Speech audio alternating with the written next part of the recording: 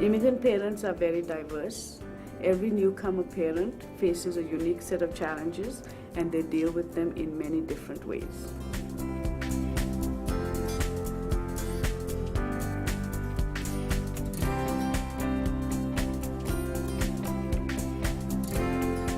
Parenting in a new country is difficult. The caregiver is trying to deal with a new environment themselves, while at the same time trying to maintain a stable environment for their families.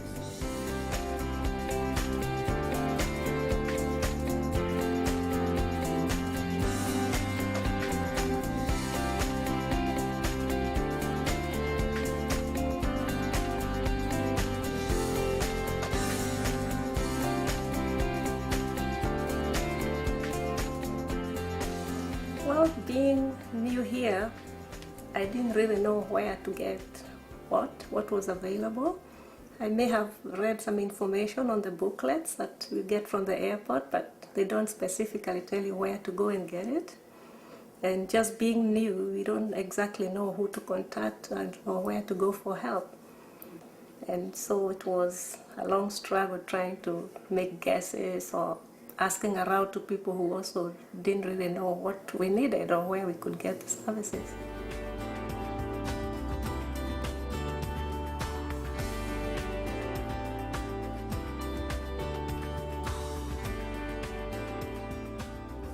I'm sure there are people who know of organizations that exist, but as far as they are concerned, they don't exist for them because they don't have trust in them. Probably will just dismiss you, or they don't even have an understanding on what you are looking for.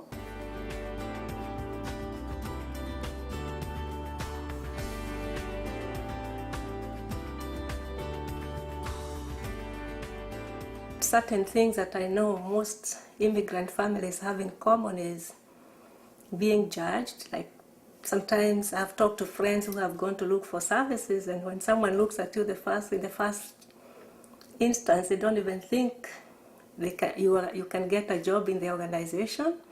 They don't trust you have the language or the skills that are necessary to do the job.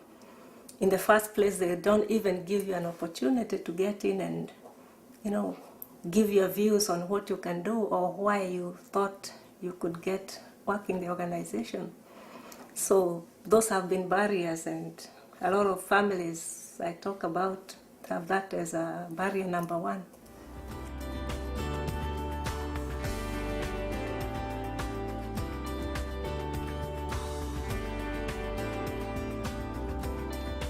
Unless someone really understands why you are looking for a certain service and they actually know who you are, then they are out to help you, then you probably won't be able to go very far.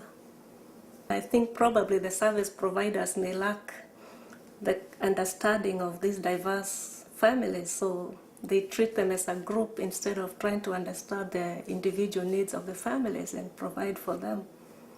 The service provider needs to do more research and have more understanding of newcomers, reasons why they come and things that they want to do, what expectations they have, and guide them to be able to achieve whatever the goals that they had set.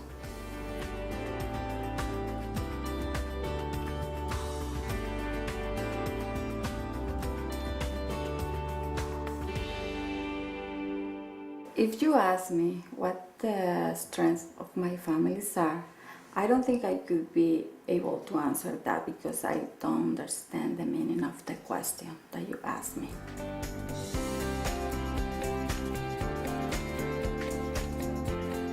If you give me an example of what you want, to mention as an strength, I probably will be able to answer that correctly. In my country, we don't used to have that type of question anywhere.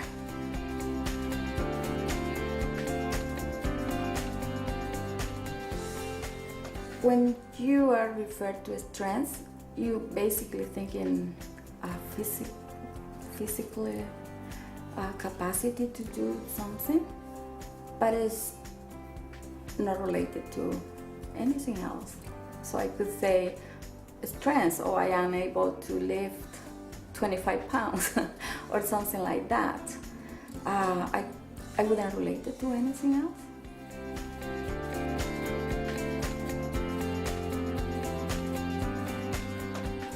Telling you with things about my family member, say my husband is a very direct person. My son has a very sense of humor, and my daughter is very considerate, and I consider myself a positive person.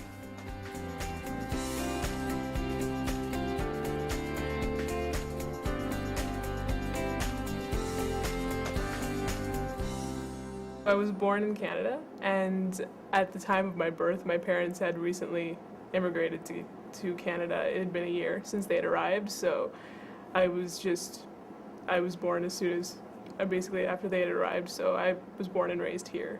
And my sister was also born in India, but she was about 1 when they had arrived.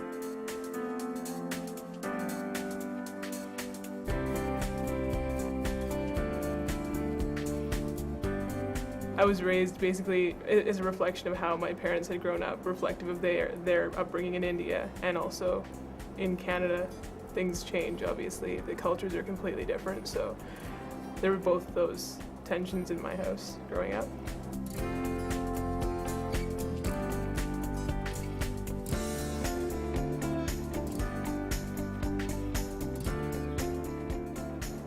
There's such variation within just the East Indian culture. There's a completely different manner in which East Indian children are raised in an urban environment like Toronto. I didn't grow up in that environment, so as far as I was concerned, I was completely different from them as well. Say you meet a family that's East Indian, it depends, the manner in which they approach that subject totally depends on where they ended up staying in Canada, how long they've been here, what they held as values beforehand.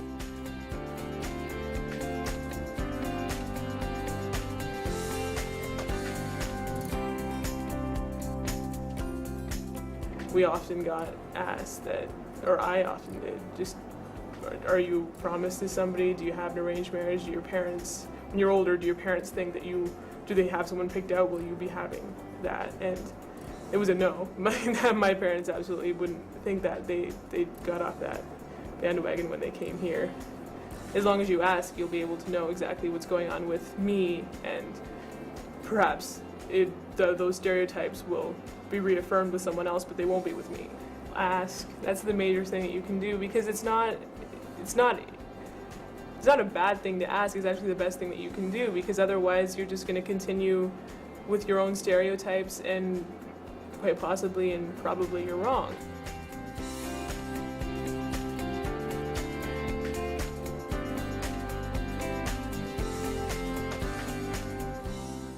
I got connected with Linda and Marlon through a volunteer program because I had a personal interest in, better understanding other cultures and wanted an opportunity to get to meet other people from another culture. So we got connected, the three of us, and were introduced. And then really we took it from there just by, in a natural way, getting to know each other. We spent time together and we shared different things about their country and some of the customs, values, food, and then, I would share the same, explain to them, different things here, how to access things here.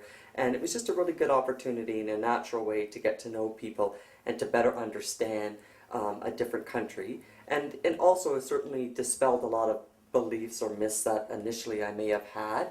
Like I always thought of Africa, they're from Sierra Leone and Liberia, and I had always thought of Africa as, in the jungle and that kind of thing, only to learn that no, it's a city, and there was a lot of common music that we shared. So it was kind of funny when, you talked about Celine Dion, because I wouldn't have, kind of thought that would be some of the music that they would listen to. So it's been a great experience just to get to know about other countries and to be challenged a little bit about perceptions versus reality. And in other ways, you also learn that there are certainly differences, and you respect them because there's a whole history around how people came to that belief system or whatever. But at the same token, there are many, many things that we had in common, and sometimes you also realize we're really not different at all. Meeting Debbie was the greatest thing that ever happened to me, because she taught me a lot of stuff. Like, how to get around, different, way of doing things, and so much more. She taught me so many things because being from Africa, we got different culture, different way of thinking. I mean, when I say different way of thinking, we got different culture and we do things maybe slightly different. But she taught me the Canadian way, how to do stuff and meet people, what to say and what not to say, what is, proper to say. She took me to Ontario Walks because I didn't know how to get around and what to do. And, to the dentist. I remember I was sick one morning, my tooth, and she came right away and took me there. Auntie Debbie signed me for programs like swimming, skating, showed me new Canadian food, lasagna, garlic bread, mashed potato, all that stuff. And so it's pretty amazing to me, Auntie Debbie.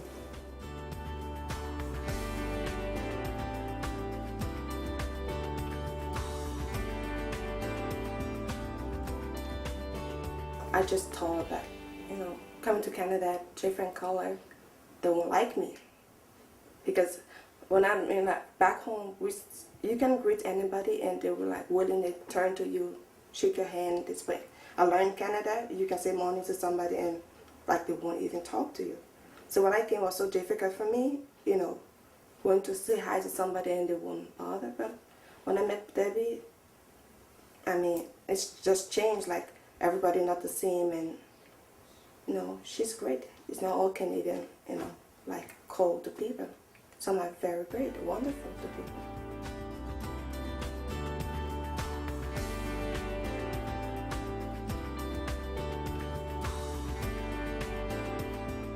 After we get to know people from different cultures, sometimes it's easy to forget what some of their previous experience was because they become so Canadianized. And I remember when Marlon was at our house and he did some homework and he wrote this whole speech, and it was an essay, and the whole essay was about war and some of the horror that he witnessed. And when I first read it, I just assumed at first that he just made it up, that it was just a story he was writing. And then it was a reminder, because then he reminded me, no, this is exactly how it went. And after a year of having, a good relationship with him, we had forgotten what some of the previous experience was, and it was really a good reminder sometimes about some of the things they still carry with them